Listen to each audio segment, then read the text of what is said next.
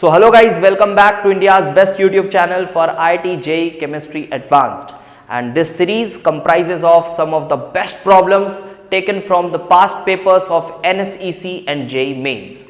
And the most important part of these videos is the in-depth conceptual explanation for each and every problem. And for that reason, you guys must watch the videos till end. And if you feel comfortable with these comparatively simple problems, you must go out of your comfort zone and try out our Real JEE Advanced question series, where you get tough but relevant problems of JEE Advanced Plus level. And I am 100% sure that if you follow this series followed by Real JEE Advanced question series, you will get a boost in your IIT JEE score, and this channel will ultimately increase competition among all IIT JEE aspirant across India. So hello guys, here I am with part 4 of our series, and I have taken a question from liquid solutions and colligative properties from JEE Mains paper 2019। और मैं आपको बता दूं इस question के बारे में कि इस क्वेश्चन को सॉल्व तो लगभग बच्चे कर लेते हैं। एक अच्छा क्वेश्चन था, पेपर में कर लेते हैं क्योंकि अब ये थोड़ा सा कॉमन जैसा क्वेश्चन हो गया, बट अभी भी बहुत सारे बच्चों को मैंने ऐसा देखा है सॉल्व तो कर लेते हैं बट इसके पीछे का जो एक्चुअल कंसेप्ट है वो उनको नहीं पता होता। सॉल्व हो जाता है, आंसर भी आ जाता है, मेंस के पेपर में आपको मार्क्स भी मिल जाएगा, लेकिन अगर इससे कोई कंसेप्चुअल सवाल आ गया एडवांस के पेपर में तो वहाँ गड़बड़ हो जाती है। अंधों की तरह सॉल्व करते हैं इसको। चलो मैं बता देता हूँ कैसे सॉल्व करते हैं, पहले वो बताऊँगा, फिर कंसेप्ट सिखाऊँगा आपको कि इसके पीछे कंसेप्ट क्या है। वो ज़रूर देखना, आपको मज़ा आएगा। अगर आपने नहीं सीखा होगा उसको, तो सीखा होगा तो बहुत अच्छी बात है, फिर भी देख लो, रिवाइज हो जाएगा बढ़िया। तो देखो सॉल्व कैसे करते हैं। सीधे सबसे पहले अंधों की तरफ फॉर्मूला लगाते हैं। कौन सा? Delta T F is equal to K F W2 upon M2 into W1 1000 standard रटा रटाया बोर्ड लेवल का फॉर्मूला लगाते हैं। अब इसमें जो भी चीज़ें दी हुई है, इथिलीन ग्लाइकॉल आपने 250 ग्राम पानी में डाला हुआ है। अब वो क्या करते हैं, अब वो मान लेते हैं कि ये W1 जो पानी है ये लिक्विड स्टेट वाला पानी होता है, लेकिन यहाँ कुछ अमाउंट आइस बन गया है। तो ऐसा करते हैं कि W1 को W1 रहने देते हैं। ये जो W1 है ये लिक्विड फॉर्म वाला वाटर है। देखो कोई कॉन्सेप्ट लग रहा है, कुछ समझ में आ रहा है? इससे कुछ नहीं समझ आ रहा है, बस अंधों की तरह सॉल्व हो जाएगा। इसको मान लो कि ये लिक्विड वाला वाटर होता है, और इस -10 को डेल्टा TF में डाल दो, उसको डिप्रेशन इन फ्रीजिंग पॉइंट मान दो। देखो आंसर आएगा, देखना मज़ेदार। यहाँ 10 हो जाएगा और आप वैल्यू डालो। W2M2 अब 62 ग्राम ही है, तो 1 मोल है, 1 मोल है, और ये 1.86 है। आप मल्टीप्लाई करोगे तो इससे आपको W1 आ जाएगा कितना? 186। और हमने क्या बोला था, ये फॉर्मूले में W1 क्या होता है? लिक्विड स्टेट में जो वाटर है। तो लिक्विड स्टेट में कितना वाटर है? 186। शुरू में कितना था? 250 ग्राम। तो कितना बचा? 64 ग्राम। कहाँ चला गया? आइस। तो ये पूछ रहा है अमाउंट ऑफ वाटर सेपरेटेड है। ये अंधों की तरह सॉल्व करना हुआ, बिना कंसेप्ट सीखे। हाँ, हो सकता है आप ऐसे सॉल्व करो, आपको समय बच जाए, लेकिन मेक श्योर करो कि इसके पीछे का कंसेप्ट भी आपको पता हो।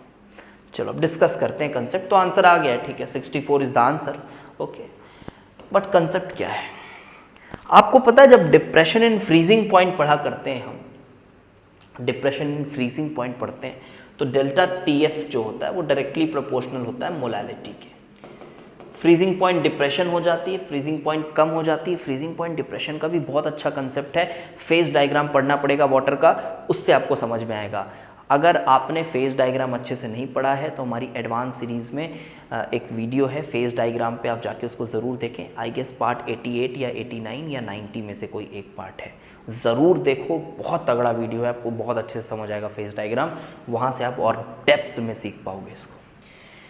बट फिलहाल मानो आपके पास ये लिक्विड है, लिक्विड है, लिक्विड है, लिक्विड है, और आपके पास इसमें सॉल्यूट घुला हुआ है, सॉलिड, कोई भी सॉलिड, ऐसा कुछ सॉलिड। तो जब हम फ्रीज कर रहे होते हैं तो यहाँ पे आइडियली हम ये मानते हैं कि सिर्फ जो लिक्विड पोर्शन है वो फ्रीज हो रहा है ना, आइडियली हम ये मानते हैं। बट एक्चुअल जब प्रोसेस कराया जाता है तो थोड़े बहुत सॉलिड जो सॉल्यूट्स हैं वो भी कैविटी के फॉर्म में नीचे आ जाते हैं।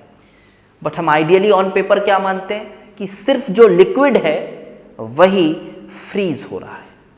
तो चलो, जब आपने फ्रीज कराया, आपने बोला कि जितनी ज्यादा मोलैलिटी होगी, यानी जितना ज्यादा एक तरह का कंसंट्रेशन होगा, उतना ज्यादा फ्रीजिंग पॉइंट में डिप्रेशन आएगी, उतना ज्यादा फ्रीजिंग पॉइंट में डिप्रेशन आएगी। तो आपको क्या लगता है, अगर इस सॉल्यूशन को, पानी तो नॉर्मली 0 डिग्री पे पूरा फ्रीज हो जाता है, तो इस सॉल्यूशन को मान लो मैंने -2 डिग्री पे रखा, -3 डिग्री पे रखा, -5 डिग्री पे रखा, -8 डिग्री पे रखा, -100 डिग्री पे रखा, जितना नेगेटिव सोच सकते हो आप सोच लो। आप बोल दो मैं 0 केल्विन पे रख रहा हूं, एब्सोल्यूट 0 पे मैंने रखा इसको, क्या लगता है आपको पूरा पानी फ्रीज हो जाएगा? पूरा पानी फ्रीज हो जाएगा? अब आपको लग रहा होगा बिल्कुल हो जाना चाहिए सर, नहीं होगा, पूरा पानी फ्रीज नहीं होगा। आप किसी भी टेम्परेचर पे ले जाओ, कितना भी नेगेटिव कर दो, पूरा पानी फ्रीज नहीं होगा, क्योंकि जैसे ही पानी फ्रीज हो रहा होगा ना, आप समझो कॉन्सेप्ट को समझो, जैसे ही पानी फ्रीज हो रहा होगा, क्योंकि हम मान रहे हैं कि जो सॉल्यूट है वो फ्रीज नहीं होता, वो सॉल्यूशन में ही है, लेकिन पानी फ्रीज हो गया तो जो मोलैलिटी है ना, मोलैलिटी वो बढ़ने लग जा रही होगी, जो मोलैलिटी है ना वो बढ़ने लग जा रही होगी। मोलैलिटी बढ़ी तो डेल्टा TF का वैल्यू भी बढ़ा, मतलब और डिप्रेस हो गया फ्रीजिंग पॉइंट। तो जैसे एक ड्रॉप पानी का भी क्या हो रहा है, अगर पानी का एक ड्रॉप भी फ्रीज हुआ ना, तो थोड़ी सी मोलैलिटी बढ़ गई, थोड़ी सी मोलैलिटी बढ़ गई तो थोड़ा सा फ्रीजिंग पॉइंट डिप्रेस हो गया। तो थोड़ा थोड़ा उस टाइप का फीलिंग आता है जैसा फर्स्ट ऑर्डर काइनेटिक्स पढ़ते हो आप, कभी नहीं खत्म होगा वो फर्स्ट ऑर्डर काइनेटिक्स। थोड़ा सा रिएक्टेंट का कंसंट्रेशन कम होता है तो रेट स्लो हो जाती है, कुछ उसी तरह का केस है। आप सोचो, जैसे जैसे फ्रीजिंग होगी वैसे वैसे मोलैलिटी बढ़ेगा और फ्रीजिंग पॉइंट और डिप्रेस होने लगेगा। तो अगर आप देखो तो आप किसी भी टेम्परेचर पे इसको पूरी तरह से फ्रीज नहीं कर पाओगे, और यही इसके पीछे का एक्चुअल कॉन्सेप्ट है कि जब आप इसको -10 डिग्री पे फ्रीज कर रहे हो तो क्या हुआ होगा, पूरा थोड़ी ना 250 ग्राम वाटर तो पूरा फ्रीज हो ही नहीं सकता। एक पॉइंट आई होगी कि ये वैल्यू उसकी फ्रीजिंग पॉइंट से कम है, मतलब मान लो उसकी फ्रीजिंग पॉइंट हो गई होगी -10.1 डिग्री सेल्सियस, मान लो ऐसा कुछ फ्रीजिंग पॉइंट इससे भी ज़्यादा नेगेटिव हो गई होगी, तो इस टेम्परेचर पे अब फर्दर और वाटर फ्रीज नहीं होगा। This is the concept behind it. और ये ठीक है, ये अंधों वाला तरीका है, आप इससे सॉल्व कर सकते हो और आंसर आपका इससे आ जाएगा। ठीक है, तो आंसर इज 64, बट जो कंसेप्ट सिखाया है बहुत प्रीशियस है, उसको सीखें और आगे बढ़ें। और एक रिक्वेस्ट है यार, वीडियोस को ज़्यादा से ज़्यादा शेयर करो, ज़्यादा से ज़्यादा ऑडियंस आएगी, मुझे भी और मोटिवेशन मिलेगा और मैं आपके लिए और बेहतरीन वीडियोस कंसिस्टेंसी के साथ लाता रहूँगा, और जिससे आपके जो भी आप जेई का एग्ज़ाम दे रहे हो, मेंस एडवांस दोनों में आपको बहुत ज़्यादा बेनिफिट मिलेगा। ठीक है, सो थैंक्स फॉर वॉचिंग।